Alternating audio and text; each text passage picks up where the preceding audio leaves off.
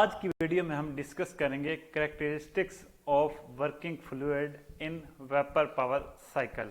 तो बेटा जो वर्किंग फ्लूइड में फर्स्ट कैरेक्टरिस्टिक होनी चाहिए वो ये कि हमारा स्टीम टरबाइन पावर प्लांट का जो मेटलर्जिकली सेफ टेम्परेचर है वो है 620 डिग्री सेंटीग्रेड।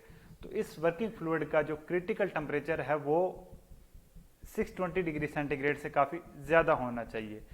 वो इस वजह से बेटा कि क्रिटिकल टेम्परेचर एक ऐसा टेम्परेचर होता है जिस पर आकर फेस चेंज वाला रीजन आता ही नहीं है, यानी जब आपका क्रिटिकल टेम्परेचर अचीव हो गया तब आपका saturated liquid direct super heated vapour में कन्वर्ट हो जाएगा।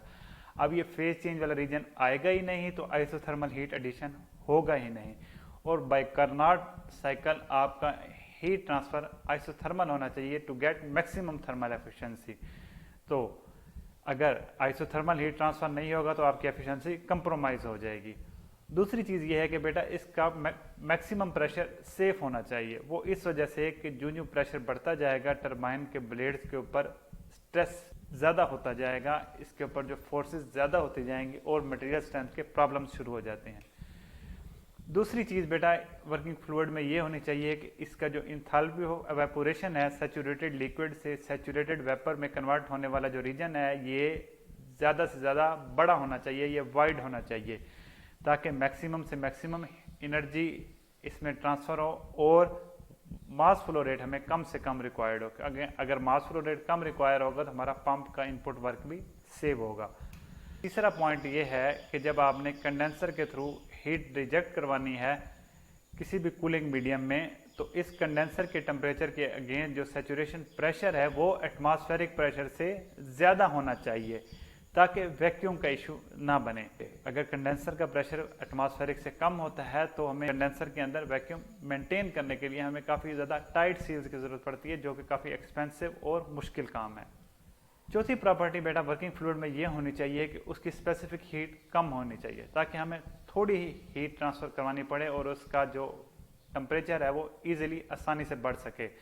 अब स्पेसिफिक हीट जितनी ज़्यादा होगी उतना ज़्यादा हमें एनर्जी इनपुट प्रोवाइड करना पड़ेगा और हमारा इनपुट जो कास्ट है फ्यूल की कास्ट है वो बढ़ेगी। पांचवा पॉइंट बेटा ये है कि जो हमारा वर्किंग फ्लूइड है उसका जो सैचुरेटेड वेपर लाइन है वो बेटा स्टीप होनी चाहिए, इन्वर्टेड यू शेप की होनी चाहिए। इससे हमें फ़ायदा ये होगा कि टरबाइन से एक्सपेंशन के बाद जब स्टीम निकलेगी तो उसकी क्वालिटी हमें क्लोज टू 100% मिलेगी।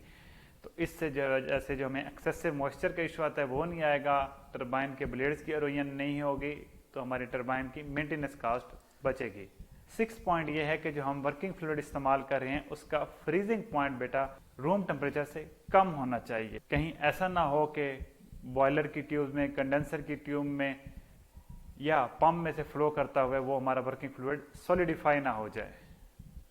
सातवीं प्रॉपर्टी वर्किंग फ्लूइड में ये होना चाहिए कि वो बेटा केमिकली स्टेबल हो, वो कहीं आयोनाइज ना हो जाए, डिसोसिएट ना हो जाए अपने कंपोनेंट्स में, अपने मॉलिक्यूल्स में।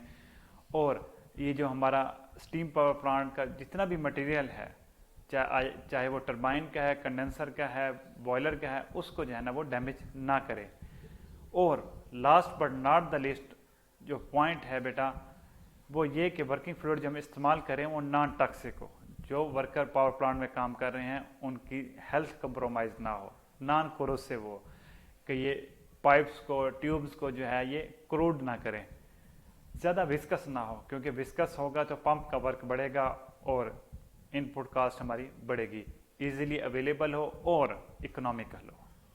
तो ये बेटा चंद कैरेक्टरिस्टिक्स हैं वर्किंग फ्लूइड की